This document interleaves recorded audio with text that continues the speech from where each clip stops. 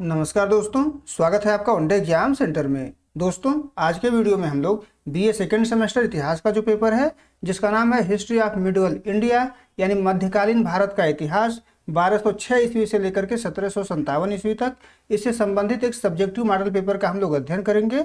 आपका ये model paper कुल 3 खंड में विभाजित है, खंड अ, खंड ब और खंड स। एक एक करके यहाँ पर हम लोग तीनों खंडों का अध्ययन करेंगे। हम लोग जानेंगे कि इसमें आपसे क्या पूछा गया है और इसका उत्तर आपको किस प्रकार से लिखना होगा। तो चलिए बिना देर के वीडियो को शुरू करते हैं। आपका पहला खंड अ है और इसमें आपसे अति लघु उत्तरीय प्रश्न पूछा गया है और प्रत्येक प्रश्न का उत्तर आपको अधिकतम 50-50 शब्द में यहाँ पर लिखना है। देख लेते हैं कि इसमें आपसे क्या पूछा गया है। पहला प्रश्न है कुतुब मीनार, यानी कुतुब मीनार पर आपको 50 शब्द में यहाँ पर टिप्पणी लिखना है। तो उत्तर में आप लिखेंगे कि दिल्ली के मेहरौली में स्थित कुतुब मीनार भारत की सबसे ऊंची पत्थर की मीनार है। यानी कुतुब मीनार जो है भारत का सबसे ऊंचा मीनार है। इसका जो निर्माण है वो 1193 ईस्वी में कुतुबुद्दीन ऐबक ने शुरू करवाया था। यह 73 मीटर ऊंची है और लाल बलुआ पत्थर और संगमरमर से यह बनी हुई है। इसको यूनेस्को के द्वारा विश्व धरोहर में शामिल किया गया है। यह जो इमारत है यह इंडो इस्लामिक वास्तुकला का एक बेहतरीन उदाहरण प्रस्तुत करता है। इतना आप लिख देंगे तो आपके प्रश्न का उत्तर पूरा हो जाएगा। अब दूसरा प्रश्न देख लेते हैं। इसमें रजिया सुल्तान पर आपको 50 शब्द में टिप्पणी लिखना है। इसके उत्तर में आप लिखेंगे कि रजिया सुल्तान दिल्ली सल्तनत की पहली और एकमात्र महिला मुस्लिम शासिका थी। इनका जो समय था शासन करने का वो 1236 से लेकर के 1240 ईस्वी तक था। यानी इन वर्षों के बीच इनके द्वारा शासन किया गया था। अपने पिता इल्तुतमिश की उत्तराधिकारी के रूप में इन्होंने अपनी योग्यता और साहस का परिचय दिया था। रजिया ने प्रजा प्रथा को त्याग दिया था और पुरुषों की तरह दरबार में जाती थी। पुरुषों की तरह इनके द्वारा युद्ध में हिस्सा लिया जाता था, जो उस समय के समाज के लिए एक क्रांतिकारी कदम था। इतना आपको इसके उत्तर में लिखना होगा। तीसरा प्रश्न देख लेते हैं। इसमें आपसे पूछा गया है चहलगानी व्यवस्था। चहलगानी व्यवस्था के बारे में आपको लिखना है 50 शब्द में। तो उत्तर में आप लिखेंगे कि तुर्कान ए चहलगानी इल्तुतमिश द्वारा गठित 40 वफादार तुर्क गुलामों का एक संगठन था। यानी इसका जो गठन है इल्तुतमिश के द्वारा किया गया था और इसमें 40 वफादार गुलाम सरदारों का भर्ती किया गया था। इसका मुख्य उद्देश्य सुल्तान की सत्ता को मजबूत करना और प्रशासनिक कार्यों में सहायता प्रदान करना था। इल्तुतमिश की मृत्यु के बाद यह समूह बहुत शक्तिशाली और निरंकुश हो गया, जिसे अंततः बलबन ने पूरी तरह से समाप्त कर दिया। यानी इल्तुतमिश के द्वारा इसका गठन किया गया था और बलबन के द्वारा इसको समाप्त कर दिया गया था। आगे बढ़ते हैं, चौथा प्रश्न देख लेते हैं। इसमें आपसे बलबन का राजत्व सिद्धांत पूछा गया है। बलबन के राजत्व सिद्धांत पर आपको 50 शब्द में टिप्पणी लिखना है। तो उत्तर में आप लिखेंगे कि बलबन का राजत्व सिद्धांत शक्ति, प्रतिष्ठा और न्याय पर आधारित था। उसने सुल्तान के पद को नियाबत ए खुदाई यानी ईश्वर का प्रतिनिधि और जिल्ले इलाही यानी ईश्वर की छाया मानकर दैवीय रूप दिया। यानी बलबन ने क्या किया कि राजा को ईश्वर का प्रतिनिधि बना दिया। दरबार में अपने अनुशासन के लिए सिजदा और पायसोब जैसी प्रथाएं शुरू की और स्वयं को आम जनता से दूर एक अत्यंत गंभीर शासक के रूप में स्थापित किया। अब आगे बढ़ते हैं, 5वां प्रश्न देख लेते हैं। इसमें आपसे पूछा गया है अलाउद्दीन खिलजी की दक्षिण नीति। अलाउद्दीन खिलजी की दक्षिण नीति पर आपको 50 शब्द में टिप्पणी लिखना है। तो उत्तर में आप लिखेंगे कि अलाउद्दीन खिलजी की दक्षिण नीति साम्राज्य विस्तार के बजाय धन प्राप्ति और राजनीतिक प्रभुत्व पर आधारित थी। यानी अलाउद्दीन खिलजी दक्षिण में अपने साम्राज्य का विस्तार नहीं करना चाह रहा था, बल्कि वह वहां से धन प्राप्त करना चाहता था और अपना राजनीतिक प्रभुत्व स्थापित करना चाहता था। उसने मलिक काफूर के नेतृत्व में देवगिरी, वारंगल, द्वार समुद्र जैसे राज्यों को जीता, लेकिन उन्हें सल्तनत में मिलाने के बजाय केवल अधीनता स्वीकार करवाई और वार्षिक कर वसूला। यानी उसने केवल इतना किया, अपनी अधीनता उनसे मनवा ली और उनसे प्रतिवर्ष टैक्स वसूला करता था। यह उसकी व्यवहारिक दूरदर्शिता थी। इतना आपको इसके उत्तर में लिखना होगा। अब आगे बढ़ते हैं, खंड ब देख लेते हैं। खंड ब में आपसे लघु उत्तरीय प्रश्न पूछा गया है और प्रत्येक प्रश्न का उत्तर आपको अधिकतम 200 शब्द में यहाँ पर देना होगा। देख लेते हैं कि इसमें आपसे क्या पूछा गया है। इसमें आपसे पूछा गया है कि इल्तुतमिश मुस्लिम साम्राज्य का वास्तविक संस्थापक था, विवेचना कीजिए। यानी भारत में मुस्लिम साम्राज्य का जो वास्तविक संस्थापक है वो कुतुबुद्दीन ऐबक नहीं बल्कि इल्तुतमिश है। इसी के बारे में आपको यहाँ पर बताना है। तो उत्तर में आप लिखेंगे कि इल्तुतमिश को दिल्ली सल्तनत का वास्तविक संस्थापक माना जाता है क्योंकि उसने ऐबक द्वारा छोड़े गए अस्थिर और नवजात राज्य को एक सुदृढ़ प्रशासनिक ढांचा और स्वतंत्र पहचान प्रदान की। उसकी इस भूमिका के पीछे मुख्य तर्क निम्नलिखित है। अब कौन कौन सा तर्क इसके पीछे दिया जाता है कि इल्तुतमिश वास्तविक संस्थापक है, एक एक करके उन तर्कों का अध्ययन हम लोग यहाँ पर करेंगे। पहला जो तर्क है वो है सल्तनत की वैधानिकता, यानी इल्तुतमिश ने सबसे पहली बार सल्तनत को वैधानिक मान्यता दिलवाई। इसने 1229 में बगदाद के खलीफा से खिलत यानी सम्मान पत्र प्राप्त किया, जिससे दिल्ली सल्तनत को कानूनी रूप से एक स्वतंत्र मुस्लिम राज्य की मान्यता मिली, यानी सल्तनत को वैधानिक पहचान इसी के द्वारा दिलवाया गया। दूसरा जो तर्क है वो प्रशासनिक सुदृढ़ीकरण का है। इल्तुतमिश के द्वारा ही इक्ता प्रणाली की शुरुआत की गई, जिससे सेना का रख रखाव और राजस्व वसूली व्यवस्था सुव्यवस्थित हुई। इसके साथ ही प्रशासन को चलाने के लिए इल्तुतमिश के द्वारा 40 गुलाम सरदारों का एक तुर्कान चिहलगानी बनाया गया, यानी प्रशासनिक सुदृढ़ीकरण भी इसी के द्वारा किया गया। अगला जो तर्क है वो राजधानी का चयन है, यानी इल्तुतमिश ने ही लाहौर के जगह पर दिल्ली को राजधानी बनाया हुआ था। राजधानी का चयन भी दिल्ली के रूप में इसके द्वारा ही किया गया था, जिससे भारत में तुर्क शासन का केंद्र स्थायी रूप से स्थापित हुआ। अगला जो तर्क दिया जाता है वो मुद्रा प्रणाली को लेकर के दिया जाता है कि उसने यानी इल्तुतमिश ने शुद्ध अरबी के सिक्के चलाए। इसके द्वारा चांदी का टंका चलाया गया था, तांबे का जीतल चलाया गया था, जो भविष्य की मुद्रा प्रणाली का आधार बना। अगला जो तर्क दिया जाता है वो साम्राज्य की सुरक्षा की है। उसने ख्वारिज्म शाह के पुत्र मांग बर्नी को शरण न देकर मंगोल आक्रमणकारी चंगेज खां के खतरे से दिल्ली को चतुराई से बचाया था।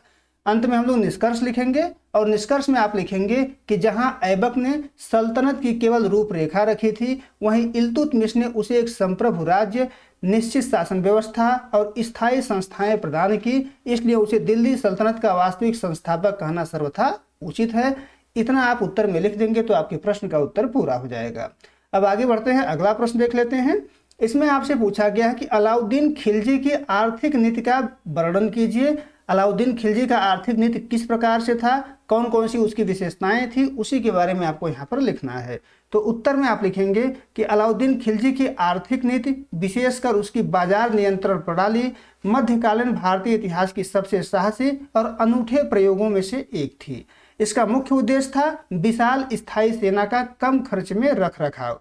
इस नीति के प्रमुख बिंदु निम्नलिखित हैं, यानी अलाउद्दीन खिलजी के जो आर्थिक नीति है उसके प्रमुख बिंदु निम्नलिखित हैं। एक एक करके हम लोग उन बिंदुओं का अध्ययन करेंगे।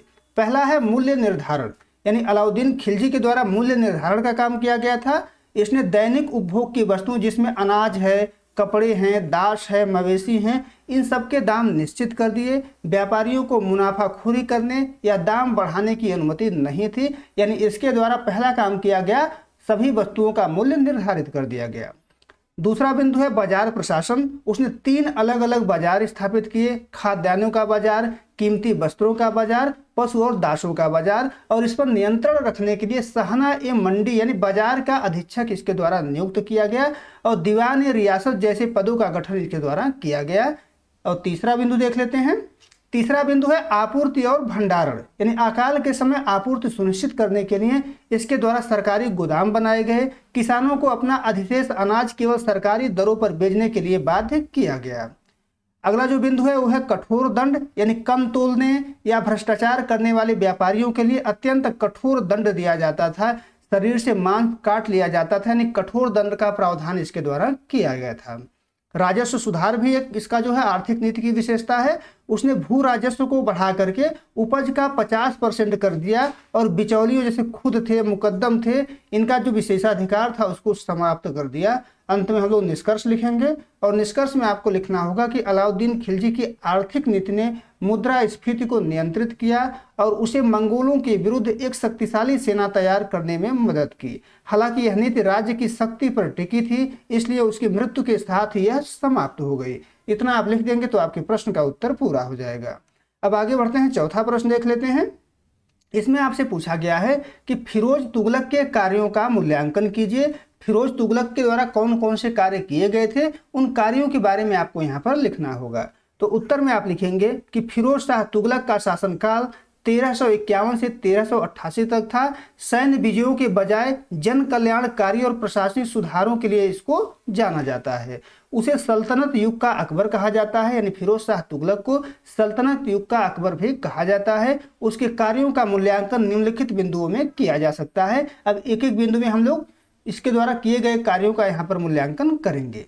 पहला जो मूल्यांकन है वो जन कल्याण और स्थापत्य को लेकर के है। उसने हिसार, फिरोजाबाद, जौनपुर जैसे 300 से अधिक नए नगर बसाए। उसने सिंचाई के लिए नहरों का जाल बनाया, जिससे कृषि में अभूतपूर्व उन्नति हुई। यानी जन कल्याण और स्थापत्य जैसे कार्य उसके द्वारा किए गए थे।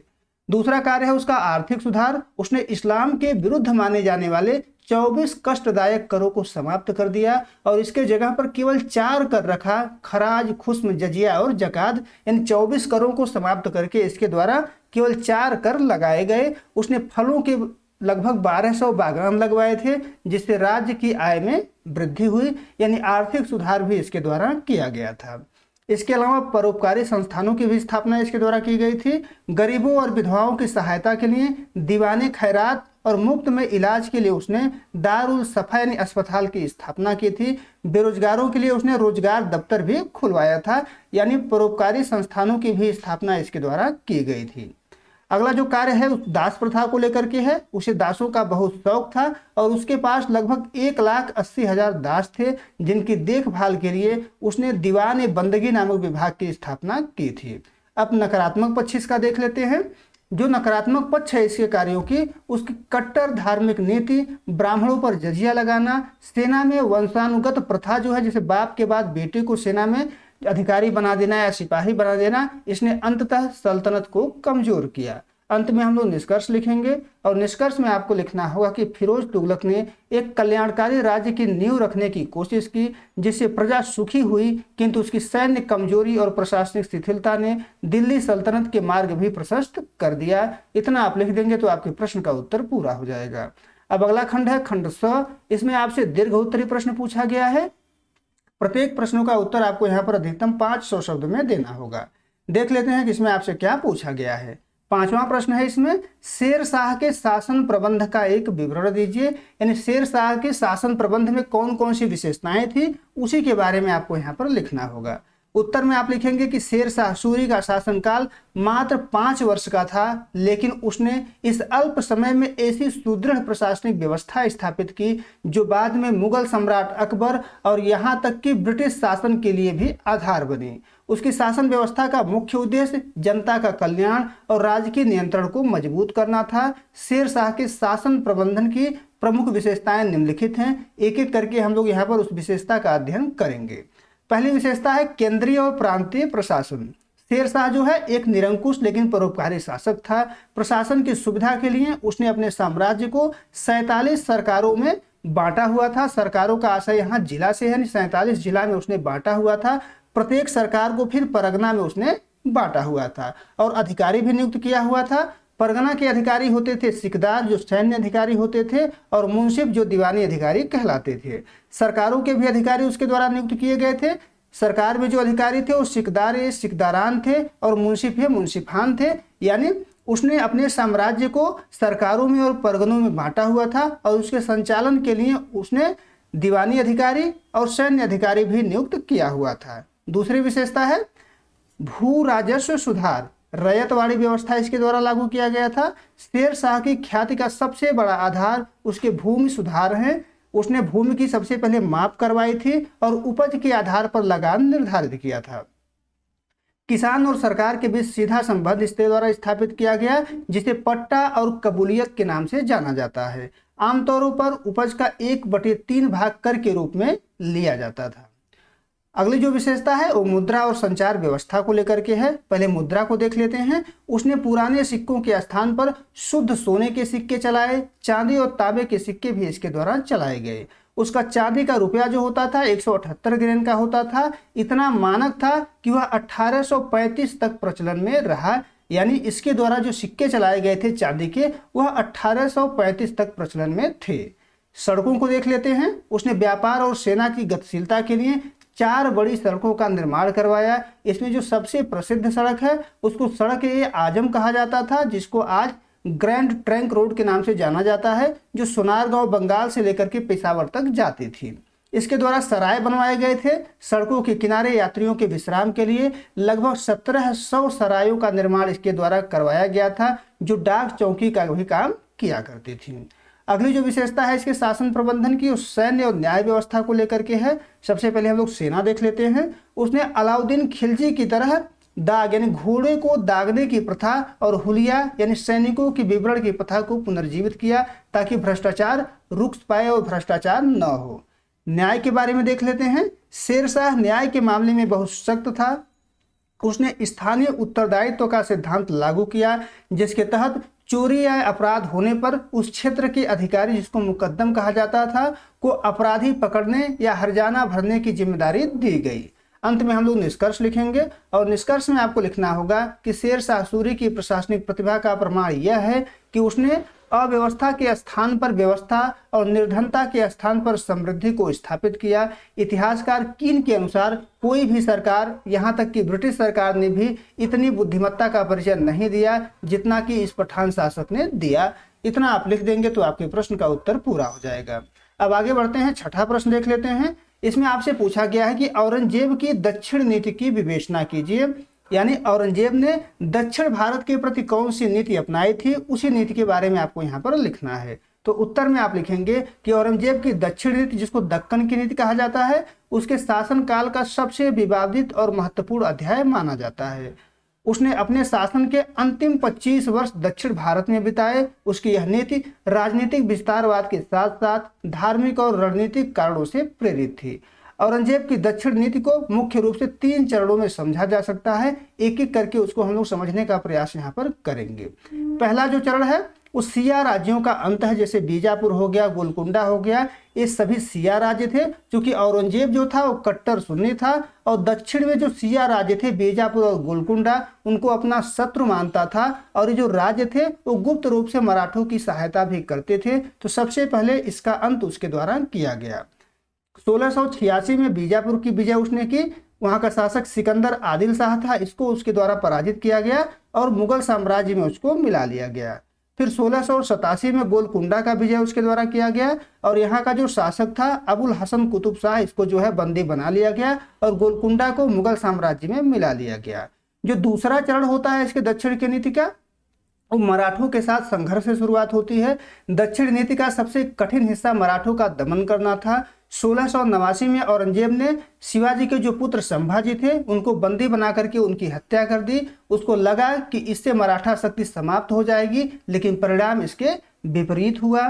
मराठों ने राजा राम के नेतृत्व में और ताराबाई के नेतृत्व में स्वतंत्रता संग्राम शुरू कर दिया। औरंगजेब एक एक करके किले जीतता रहा, लेकिन जैसे ही मुगल सेना आगे बढ़ती, मराठा पीछे से उन किलों पर पुनः जो है अधिकार कर लेते थे।